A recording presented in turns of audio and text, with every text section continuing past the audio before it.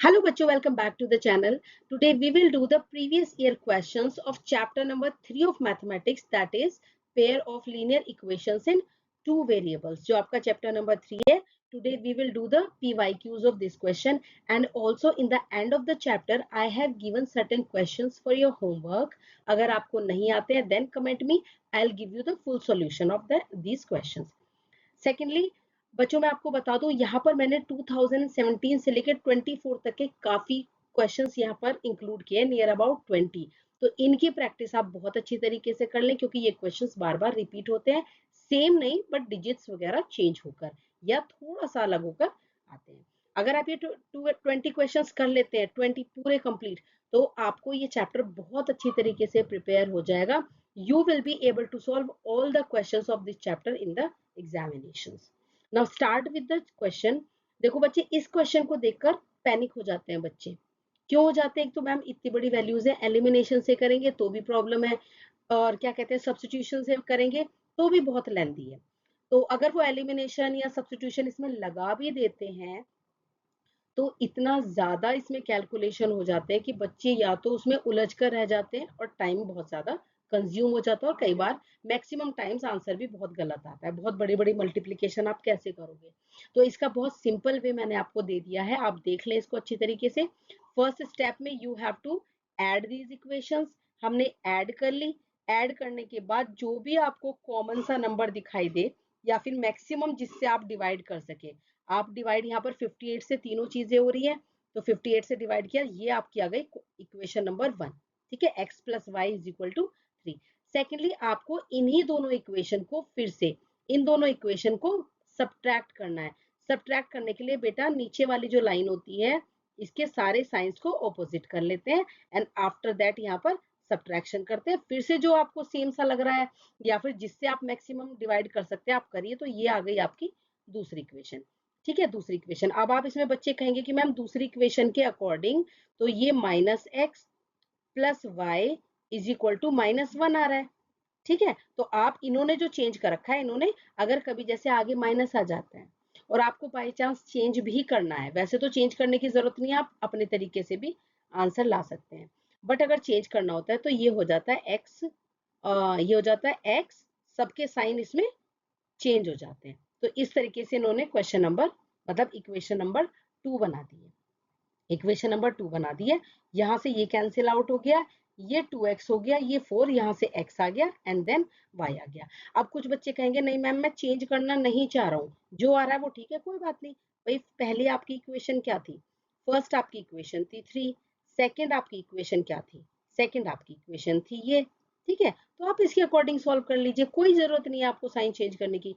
यहाँ से ये कट आउट हो गया, ये हो गया 2y इज इक्वल टू 2, तो y इज इक्वल टू यहाँ से क्या आ गया 2/2 यानी कि 1, तो ये आ गया आपका y1.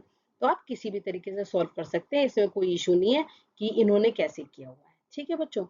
Now the next question is for what value of के वाले क्वेश्चंस आपको सभी को पता है, बहुत इंपॉर्टेंट है के वाले क्वेश्चंस. तो इन्होंने कहा है फॉर व्हाट वैल्यू ऑफ के the pair of equations this and this. ठीक है, यहाँ पर मैं इसको 11 को मेंशन कर लेती हूँ.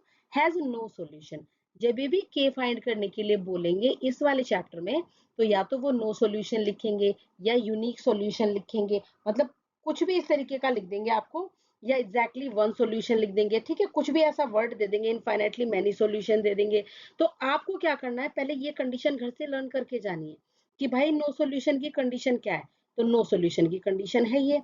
अब आपको A1 A2 B1 B2 and C1 C2 को इनके नीचे एज इट इज पुट कर देना है, एज इट इज पुट कर देना है. अब अगर उन्होंने पूछा है, वो क्वेश्चन में क्या पूछ लेते हैं, कई बार तो पूछ लेते हैं फॉर व्हाट वैल्यू ऑफ के, मतलब के की क्या वैल्यू होनी चाहिए. तो आपको इन दोनों को सॉल्व करना है, आपको इन दोनों को सॉल्व करना है. आप इस तरीके से उठाएंगे और सॉल्व कर देंगे. कभी कभी वो पूछ लेते हैं कि के की क्या वैल्यू नहीं होनी चाहिए. अगर उन्होंने पूछा है के की क्या वैल्यू नहीं होनी चाहिए, नॉट इक्वल लिखा आएगा यहाँ पर. ठीक है, नॉट इक्वल टू के, तो आपको फिर ये दोनों को उठाना है और इन दोनों को सॉल्व करना है. तो जैसे ही आप इसको सॉल्व करेंगे, जैसे कि -3 है इंटू 11 है और is equal to not equal to 9 के हो जाएगा. ठीक है, तो नॉट इक्वल टू, अब के यहाँ पर क्या जाएगा, not equal to -3 into 11 upon 9। इसको आप जैसे तैसे कैंसिल करिएगा जितना हो पाए, ठीक है, जितना नहीं हो पाए उसको वहीं पे लीव कर देंगे, ठीक है, पॉइंट्स वगैरह में लाने की नीड नहीं है। तो इस तरीके से इन क्वेश्चंस को करके आना है। तो आपको अच्छे से ध्यान रखना है के को क्या पूछा उन्होंने, के क्या होना चाहिए या नहीं होना चाहिए, ठीक है बच्चों। Next question is find whether the following pair of linear equations is consistent और इनकंसिस्टेंट। तो इसके लिए भी आपको चैप्टर नंबर 3 में एक टेबल दिया हुआ है जहां पर कंसिस्टेंट, इनकंसिस्टेंट और कंसिस्टेंट बट डिपेंडेंट, ये तीन चीजें दी हुई हैं, ठीक है, तीन चीजें दी हुई हैं। तीनों के अकॉर्डिंग आपको सबसे पहले क्या करना है, पहले आपको a1 अपॉन a2 निकाल के इनको शो कर देना है, b1 अपॉन b2 निकाल के साइन के साथ, साइन के साथ, जैसे b2 -4 है तो साइन के साथ ये आपने इसको शो कर दिया, ठीक है। नीड होगी तो आप c1 अपॉन c2 को भी करके दिखा दीजिए यहीं पर, ठीक है, कई बार हमें जरूरत पड़ जाती है तो हम इसको पहले ही शो करते हैं, कई बार कुछ और भी पूछ लेते हैं, तो तीनों चीजें आप निकाल के दिखा दीजिए। अब कंसिस्टेंट या इनकंसिस्टेंट का कैसे पता चलता है, यूनिक सॉल्यूशन होगा तो कंसिस्टेंट है, आपको सबको पता है, ठीक है, आपने टेबल लर्न करके गए हैं। अब देखिए a1 अपॉन a2 यहाँ से b1 अपॉन b2 के इक्वल नहीं है, आपको दिख रहा है, ये हाफ हो जाएगा और ये कितना हो जाएगा -हाफ, तो भाई ये दोनों तो इक्वल नहीं है। जब दो चीजें इक्वल नहीं आती हैं, तब जब दो चीजें इक्वल नहीं आती हैं, मतलब a1 अपॉन a2 और नॉट इक्वल टू रहता है b1 अपॉन b2 के, तो यूनिक सॉल्यूशन रहता है और चीजें कंसिस्टेंट रहती हैं। क्या रहती हैं, चीजें कंसिस्टेंट रहती हैं। इसको आपको बहुत ध्यान करके तैयार करके जाना है। नेक्स्ट क्वेश्चन इज, जो ग्राफ के क्वेश्चंस आएंगे बच्चों, उनके लिए मैं आपको बहुत अच्छी एक ट्रिक बता देती हूँ कि ग्राफ के क्वेश्चंस को सॉल्यूशन करने के लिए बच्चे बहुत परेशान रहते हैं, हम कितने पॉइंट्स लेके आए, मैम क्या करें। तो 2 पॉइंट्स भी मैक्सिमम होते हैं, ठीक है, 2 या 3, 3 से ज्यादा आप ना निकालें, वहां पर 2 से भी आपकी लाइन अच्छी तरीके से बन के आ जाती है। तो सबसे पहले तो आपको क्या करना है, सबसे पहले जो भी आपको इक्वेशन दे रखी होगी, जो भी आपको इक्वेशन दे रखी होगी, आपको क्या करना है, उसमें से लेफ्ट हैंड साइड पे या तो x रख लें या y रख लें, बाकी सारी चीजें राइट हैंड साइड पे पहुंचा दें। पहली बात तो ये है, ठीक है, बाकी सारी चीजें इसी तरीके से इन्होंने यहाँ पर ये कर दिया, ठीक है, बाकी सारी चीजें उधर पहुंचा देती है।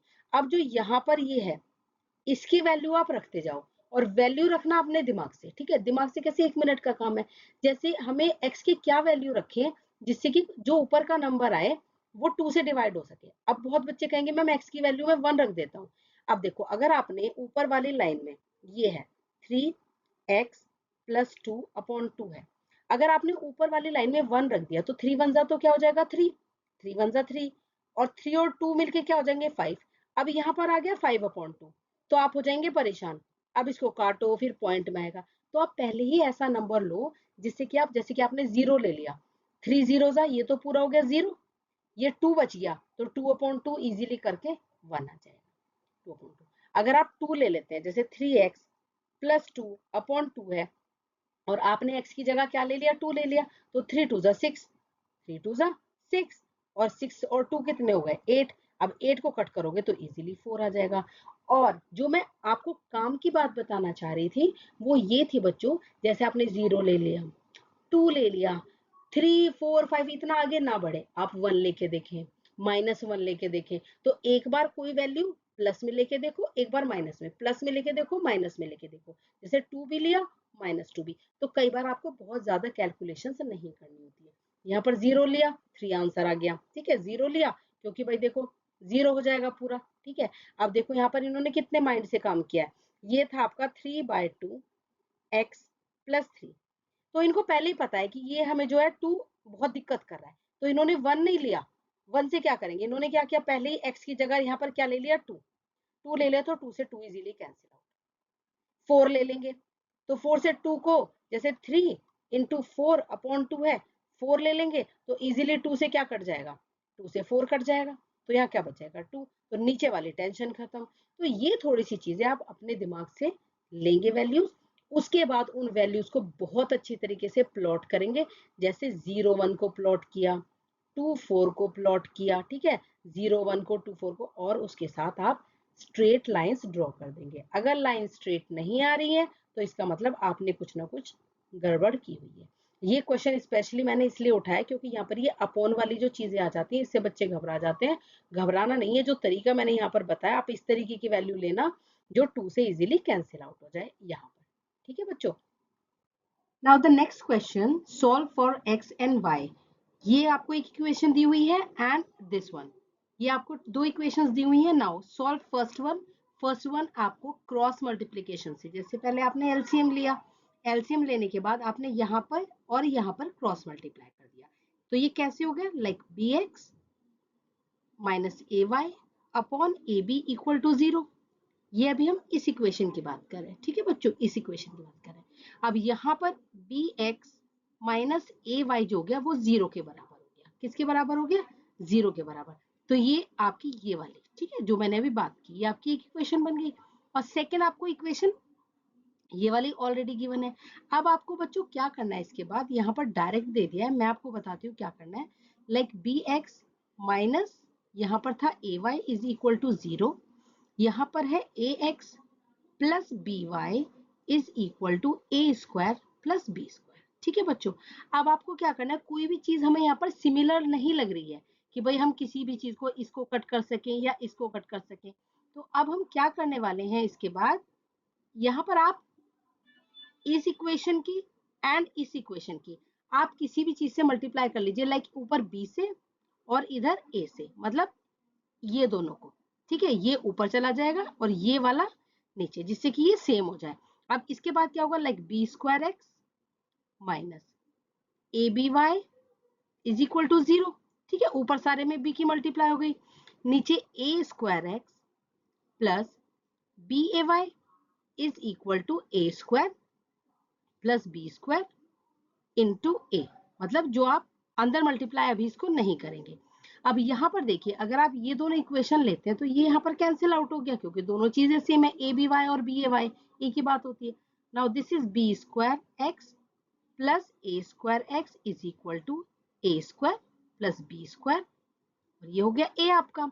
अब यहाँ से आप x कॉमन ले लेंगे, यहाँ b square plus a square is equal to A square plus B square, यहाँ ब्रैकेट में ए है, ठीक है, बाहर। अब यहाँ से x आपका क्या आ जाएगा, देखो यहाँ पर भी ए स्क्वायर प्लस बी स्क्वायर है और यहाँ पर भी नीचे क्या आ गया, B square plus a square. ठीक है, और ये साथ में ए है यहाँ पर, तो ये पूरा कैंसिल आउट हो गया। इससे आपका देखो यहाँ पर सॉल्व करके इस तरीके से आपका ए आ जाएगा। तो आप यहाँ पर इस तरीके से, ये डायरेक्ट आपको दे दिया था, मैंने इसको इलेबोरेट करके आपको बता दिया। अब कोई सी भी इक्वेशन में आप x की वैल्यू पुट करके आपको y भी मिल जाएगा। Let's move on to next question.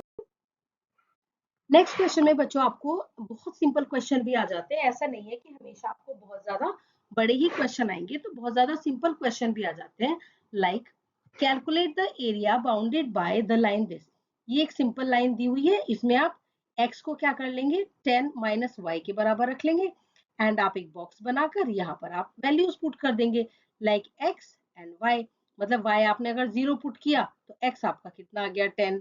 ठीक है, y आप कुछ और भी पुट कर सकते हैं, 1 पुट कर सकते हैं, तो y आपका कितना आ गया, 9। ऐसे 3-4 पॉइंट्स आप बना लीजिए और जैसे जैसे आप बनाएंगे आप देखेंगे यहाँ पर तो उन्होंने बहुत सिंपल 2 पॉइंट्स बनाए हुए हैं, तो जैसे जैसे आप पॉइंट्स लगाएंगे आपकी इस तरीके से एक लाइन ड्रॉ हो जाएगी, जो आप कुछ भी पॉइंट्स रखें, ठीक है, लेकिन वो आपको जो कट करेगी यहाँ पर इसको, ग्राफ को, वो इन पॉइंट्स पर कट करेगी। ठीक है, उसके बाद थोड़ा सा क्या कर देते हैं, कैलकुलेट द एरिया पूछते हैं।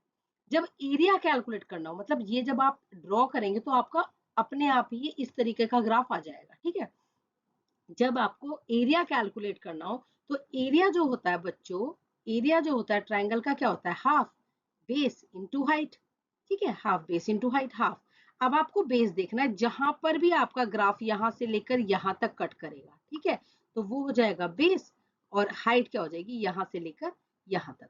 ठीक है, यहां से लेकर यहां तक। ये मैंने कुछ भी पॉइंट्स आप रखोगे, आपके जो ग्राफ कटेंगे वो 10-10 पर ही कटेंगे इस वाले केस में। ठीक है, ध्यान रखना इस वाले केस में। तो ये आपका आ जाएगा, इस तरीके से आप कैलकुलेट करके आपका आ जाएगा आंसर 50। ठीक है, सेंटीमीटर मीटर स्क्वायर जो भी, या फिर आप स्क्वायर यूनिट्स लिख के आ जाएंगे एग्जाम में अगर सेंटीमीटर और मीटर नहीं दे रखा। Next question, draw the graph of this and this. ठीक है, इस तरीके से आपको ग्राफ ड्रॉ करने के लिए आएगा बच्चों।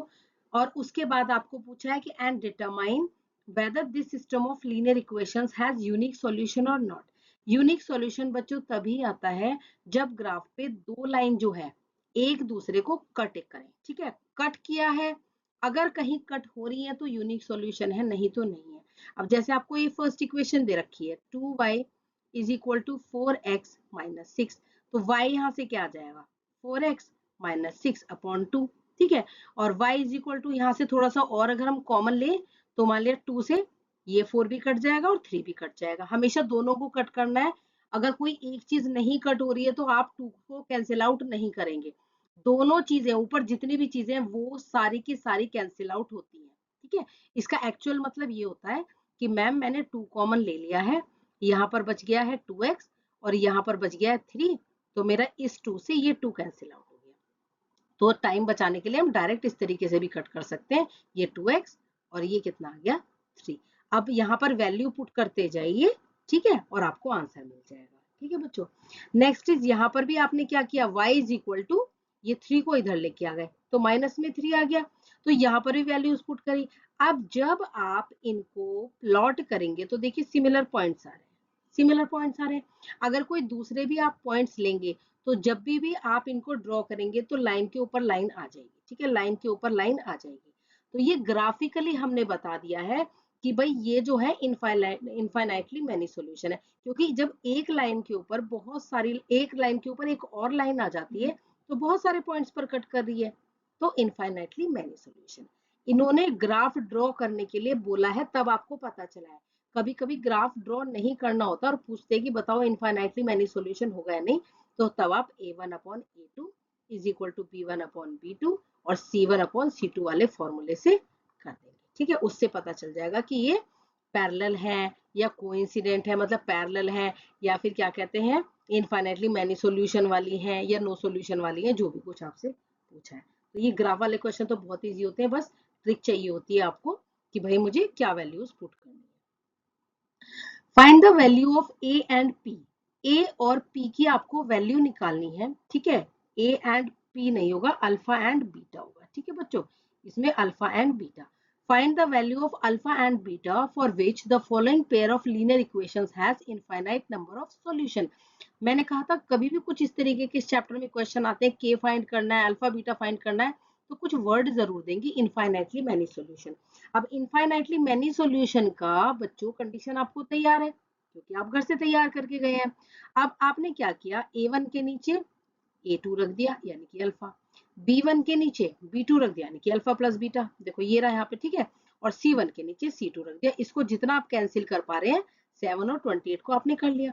अब आप क्या करेंगे, देखिए जैसे आपका 2 अपॉन अल्फा आ गया और यहाँ पर आपका 3 अपॉन अल्फा प्लस बीटा आ गया और आपका 1 अपॉन 8 आ गया, यही तो आ गया। अब आप पहले इन दोनों को लेंगे, इन दोनों को लेंगे क्योंकि 2 डिजिट फाइंड करने से अच्छा है कि पहले मैं 2 मतलब एक सिंगल वाला कर लेती हूँ। तो 2 upon alpha is equal to 1 upon 8, तो यहाँ से जब आप सॉल्व करेंगे इसको तो आपका अल्फा आ जाएगा, ठीक है, तो आपका अल्फा आ जाएगा 1 अपॉन 8 नहीं 1 अपॉन 4 है, सॉरी ये 1 अपॉन 4, ठीक है।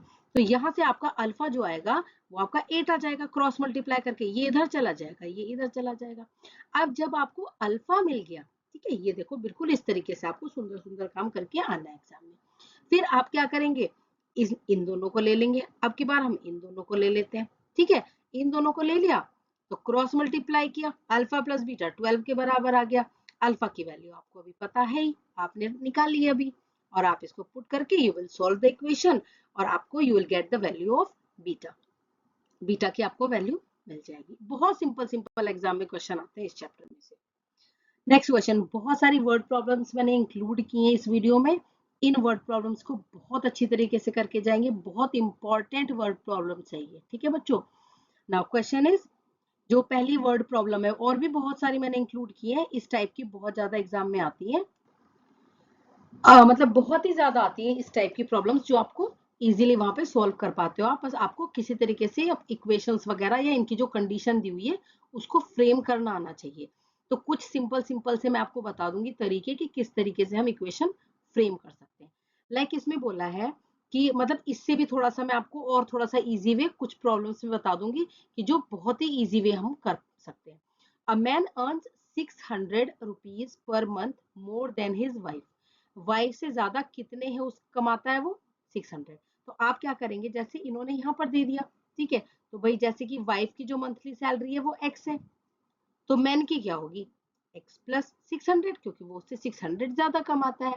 ठीक है, तो ये आपने दो बातें लिख ली, इसको हम ऐसे भी कर लेते हैं एग्जाम में, वाइफ एंड मैन। ठीक है, तो वाइफ की अगर एक्स है तो मैन की कितनी हो गई एक्स प्लस 600। ठीक है, इस तरीके से भी एग्जाम में कर लेते हैं।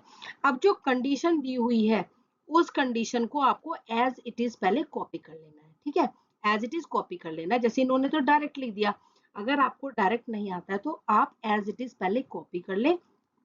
ठीक है, कि 1/10 जैसे आपने यहाँ से यहाँ तक कॉपी कर लिया, यहाँ से यहाँ तक कॉपी कर लिया। ठीक है, मुझे इतना सारा लिखने में वीडियो बड़ी हो जाएगी, तो मैं आपको यहीं से समझा देती हूँ। 1/10 ऑफ मेन सैलरी, तो इसी को जब आप कॉपी कर लेंगे उसी के नीचे आप लेंगे कि 1/10 ऑफ मेंस सैलरी। मेन की आपको अभी पता थी अभी कितनी है 600। ठीक है, x plus 600 and 1/6 of wife's salary amount to rupees 1500, मतलब एंड इन दोनों की मतलब मिला के सैलरी। ठीक है, इन दोनों की एंड 1/6 ऑफ वाइफ सैलरी। ठीक है, 1/6 ऑफ वाइफ सैलरी मिलाकर दोनों की कितनी है 1500। यही बात इन्होंने यहाँ पर की हुई है। बस मैं ये कहना चाह रही थी कि अगर आप ऐसा डायरेक्ट भी आपको आता है, आप एग्जाम में डायरेक्ट भी कर सकते हैं, अदरवाइज पहले आप इस इक्वेशन को यहाँ से यहाँ तक लाइन को लिख दें, उसके बाद इसको लिखें। ठीक है, आपकी चॉइस है, उसमें आपके मार्क्स नहीं कटने वाले। अब इसको आपने यहाँ जैसे भी किया अपना एलसीएम से सॉल्व कर देना है। इसको सॉल्व करके आपका एक्स और वाई मतलब एक्स आ जाएगा, और एक्स आ गया भाई, एक्स तो वाइफ की इतनी हो गई और हस्बैंड की कितनी हो गई 600 प्लस एक्स, तो ये इतनी हो गई। ठीक है, तो ये थोड़ा सा सॉल्व करना आसान होता है, बहुत ईजी होता है, आप इजीली कर सकते हो, कोई दिक्कत नहीं। एलसीएम ले लेंगे 10 का 6 का और 10 का, और एलसीएम जैसे आपने सिंपल आप एलसीएम्स लेते हैं उस तरीके से आपको ये क्वेश्चन सॉल्व करना बच्चों।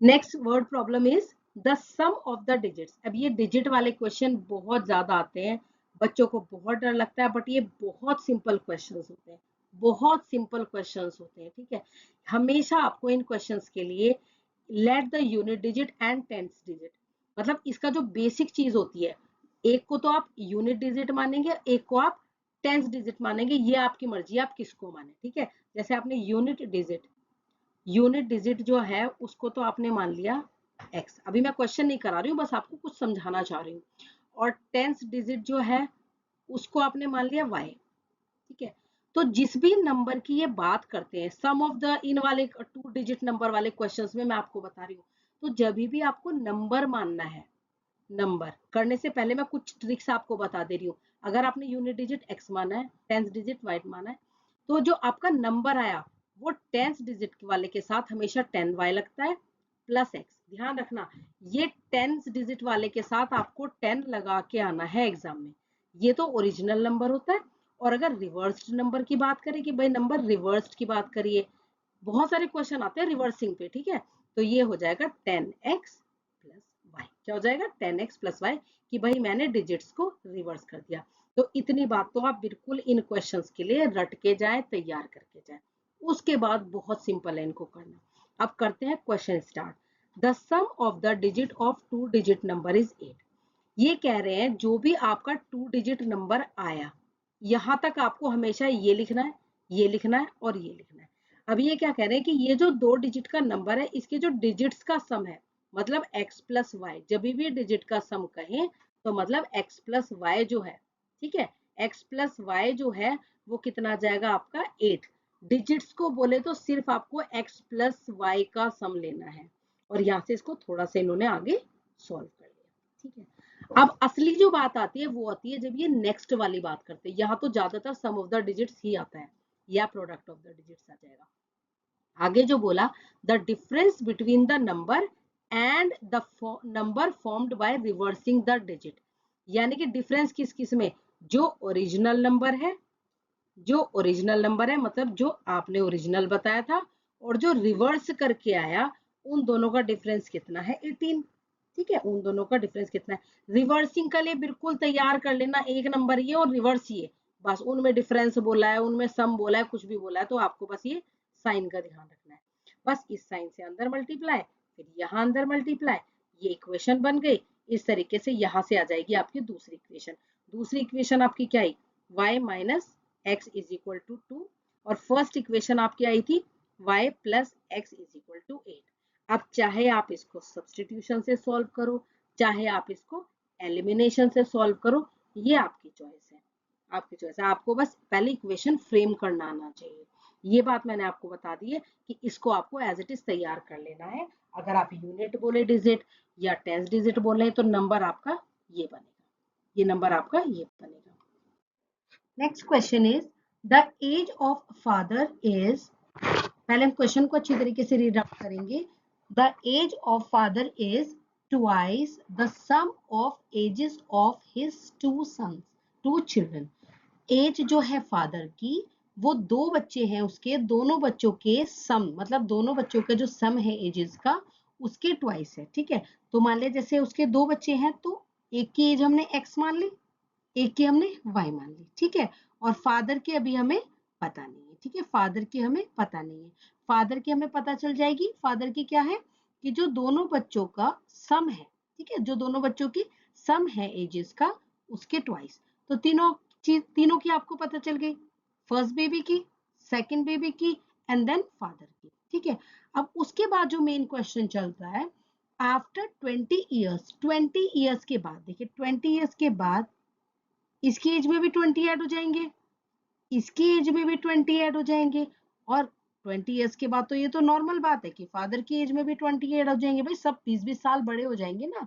अब जो कंडीशन है, हमेशा जब भी क्वेश्चन आए ना 20 ईयर्स लेटर या आफ्टर 20 ईयर्स, तो आपको प्लस करना है, और बिफोर कभी कहें तो आपको सभी की एजेस में से माइनस कर देना। ठीक है, उसके बाद आप क्वेश्चन को देखेंगे कि क्वेश्चन में क्या कंडीशन दी हुई है।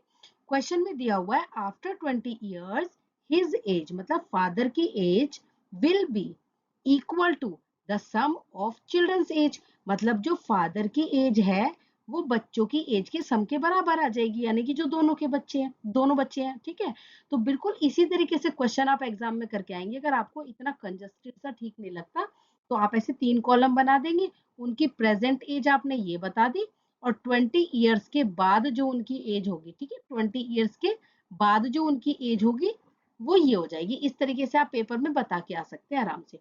अब according to the question, question के अकॉर्डिंग यहाँ से फिर आप इस तरीके से कर लेंगे। ठीक है, इतना अगर आपको नहीं लिखना, टाइम सेव करना है, तो आप इस तरीके से एग्जाम में बना के आएंगे, फुल मार्क्स आपको मिलेंगे। आफ्टर 20 ईयर्स जो फादर की एज है, ठीक है, ये देखो फादर की एज ये हो गई थी, ये आ गई, वो दोनों बच्चों की एज के सम के बराबर है फिर से। ठीक है, दोनों की।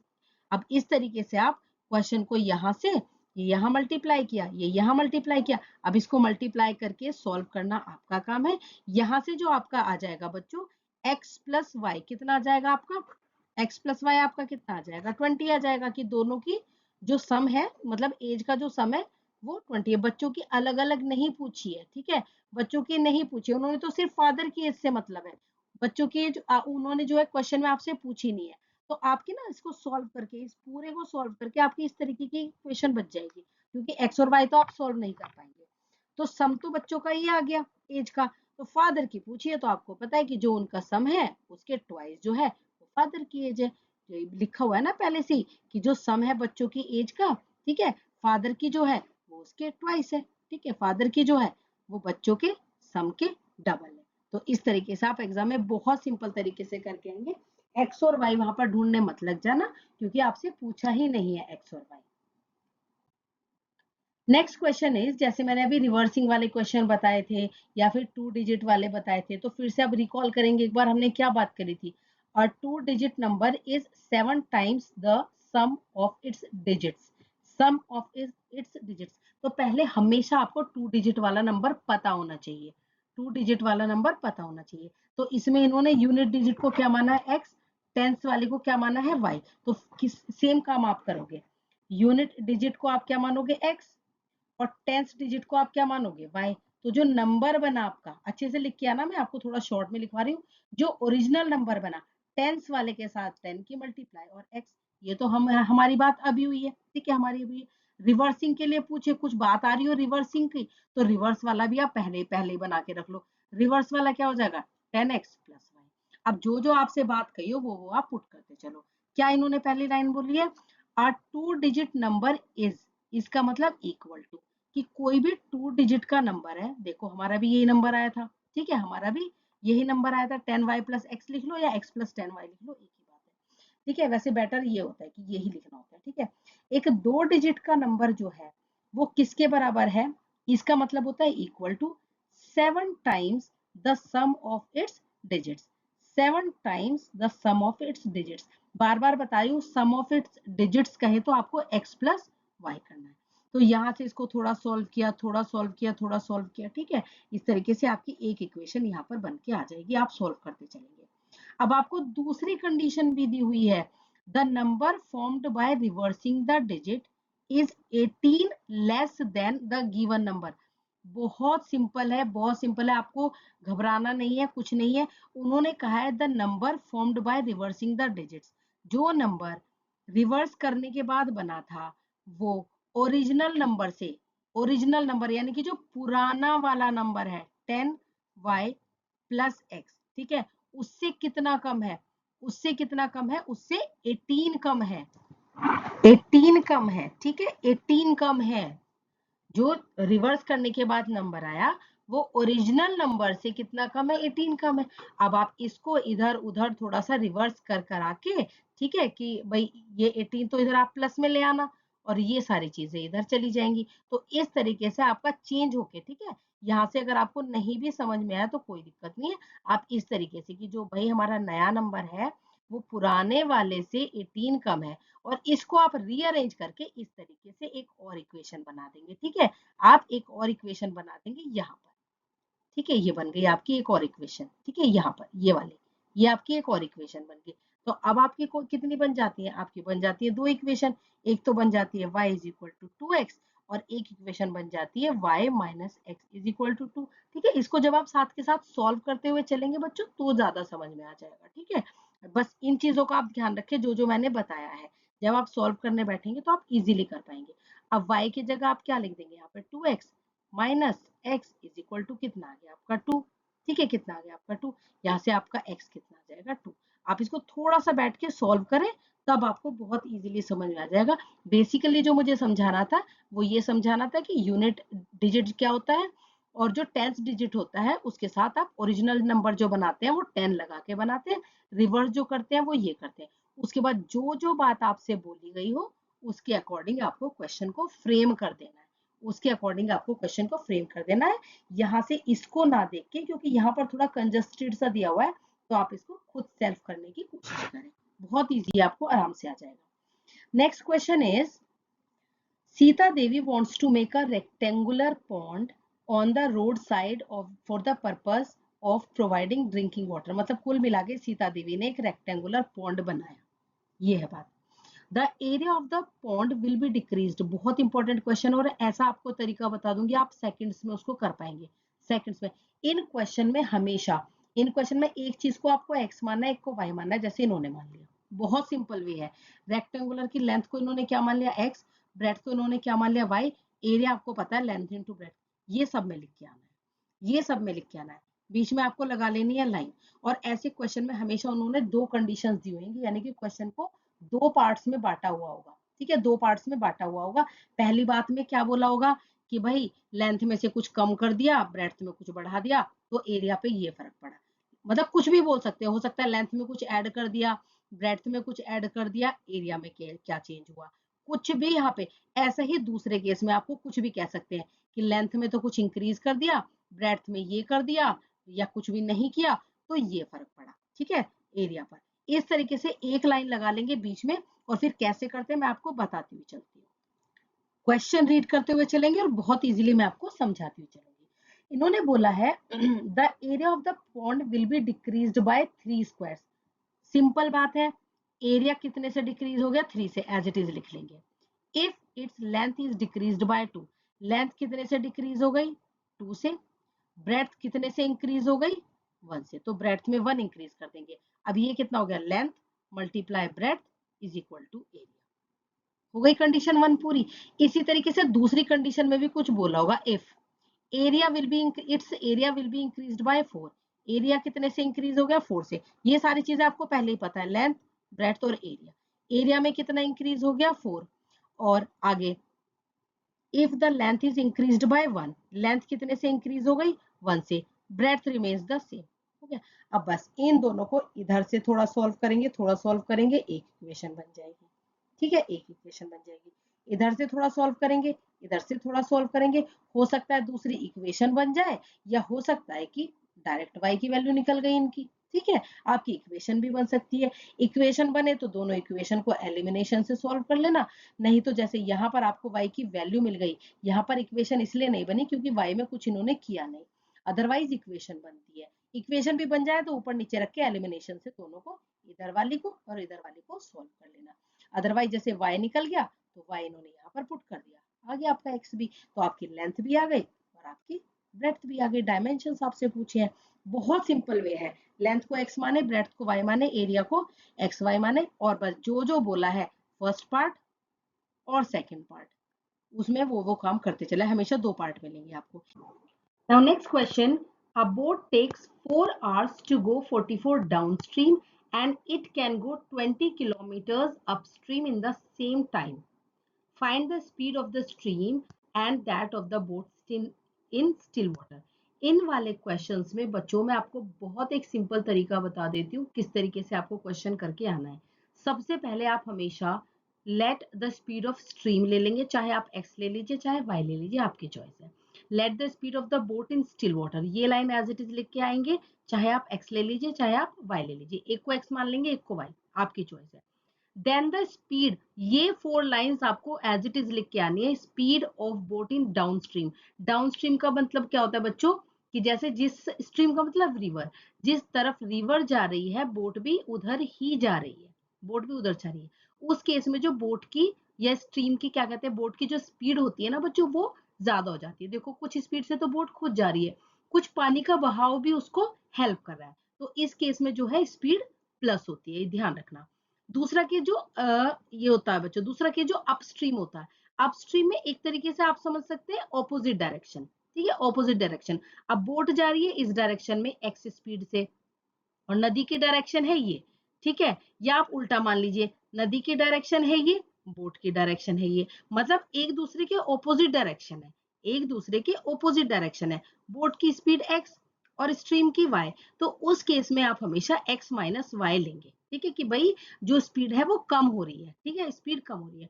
और इन क्वेश्चंस में हमेशा एक बात ध्यान रखनी है, बोट की स्पीड को हमेशा आगे रखेंगे, स्ट्रीम की स्पीड को हमेशा पीछे रखेंगे। तो ये 4 लाइंस तो आपको एज इट इज करके आनी है एग्जाम में। ठीक है, एज इट इज। उसके बाद आप दो कॉलम बना लीजिएगा। दोनों कॉलम में आपको ध्यान रखना है क्या, बहुत अच्छे से ध्यान रखेंगे। दोनों कॉलम में आपको ध्यान रखना है जो भी टाइम दिया हुआ है, जो भी टाइम दिया हुआ है दोनों तरफ लिख लेंगे। और टाइम का जो फॉर्मूला होता है डिस्टेंस अपॉन स्पीड और डिस्टेंस अपॉन स्पीड, दोनों केसेस में आप डिस्टेंस देख लेंगे क्या है, और दोनों केसेस में आप स्पीड देख लेंगे। ठीक है, ये हो गया आपका डाउन स्ट्रीम वाला, और ये हो गया केस आपका अपस्ट्रीम वाला। लिख भी सकते हो यहाँ पे डाउन स्ट्रीम और यहाँ पे अपस्ट्रीम। ये कुछ बातें मैंने आपको ऐसी बता दी हैं जो आपको बिल्कुल अच्छे से एज इट इज करके जानी है। फिर आपको इक्वेशन को सॉल्व कर देना है इस तरीके से। ठीक है, 2 इक्वेशन आपकी बन जाएंगी, उन दोनों इक्वेशन को आप किसी भी तरीके से एलिमिनेशन से, सब्स्टिट्यूशन से कैसे भी सॉल्व करिए। जैसे ये एक इक्वेशन बन रही है, ठीक है, और ये वाली आपकी दूसरी बन गई। तो इस तरीके से आप इन दोनों को किसी भी मेथड से, इन्होंने सब्स्टिट्यूशन से किया, आप किसी भी मेथड से इनको कर सकते हैं। ठीक है बच्चों, तो इस तरीके से आपको दोनों आंसर आ जाएंगे, एक्स और वाई आ जाएगा, तो आपकी स्पीड स्ट्रीम की भी आ गई और बोट की भी आ गई। इसमें थोड़े से ना क्वेश्चन बड़े करके भी दे देते हैं। बड़े करके कैसे दे देते हैं, ये पूरा एक केस बना देते हैं इन दोनों को मिला के। ठीक है, इन दोनों को मिला के, और ऐसे ही एक दूसरा केस और बना देते हैं। ठीक है, अगर ऐसा कोई क्वेश्चन मैंने इंक्लूड किया होगा तो ठीक है, अदरवाइज अभी तो मैं आगे भी बहुत सारे क्वेश्चंस यहाँ पर डालने वाली हूँ आप लोगों के लिए, तो वो मैं आगे करा दूंगी, नो प्रॉब्लम। नेक्स्ट इज, ये वाले क्वेश्चंस भी बहुत ज्यादा इंपॉर्टेंट आते हैं बच्चों, फिक्स्ड चार्जेस वाले क्वेश्चन। मतलब ये समझ लीजिए बोट स्ट्रीम वाले, फिक्स चार्जेस वाले, मतलब लाइब्रेरी का हो गया या किसी टैक्सी का फिक्स चार्ज हो गया, ये तो मोस्ट इंपॉर्टेंट क्वेश्चन है जो आपके एग्जाम में आने ही आने हैं। इस केस में आपको क्या करना होता है, जैसे जैसे आपको बताया हो कि भाई फिक्स चार्जेस कितने हैं वो लिख दीजिए, और चार्जेस पर किलोमीटर आप मान लीजिए। अब क्वेश्चन को एक बार रीड करके समझते हैं। The owner of a taxi company decided to run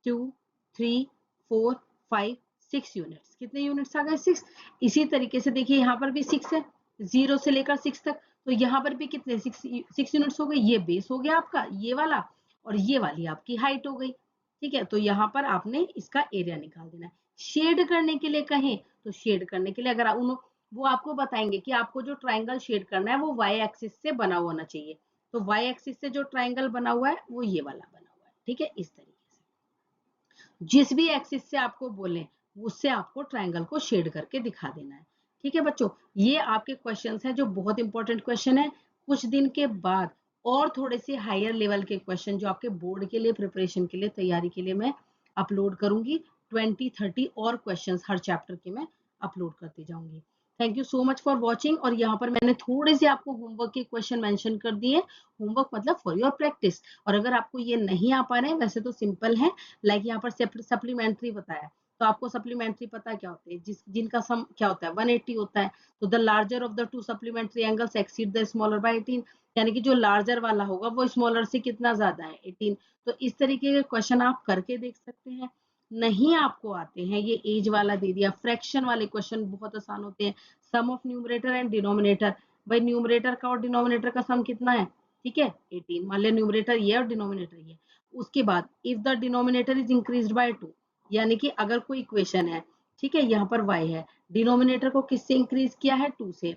तो फ्रैक्शन मतलब न्यूमरेटर में कुछ नहीं किया, डिनोमिनेटर को इंक्रीज किया 2 से, फ्रैक्शन कितना हो गया 1/3। फ्रैक्शन कितना हो गया 1/3, क्रॉस मल्टीप्लाई करके इक्वेशन बन जाएगी। तो ये दो इक्वेशन रेडी हो जाएंगी, ये वाली और ये वाली, फिर आप सॉल्व कर दीजिए।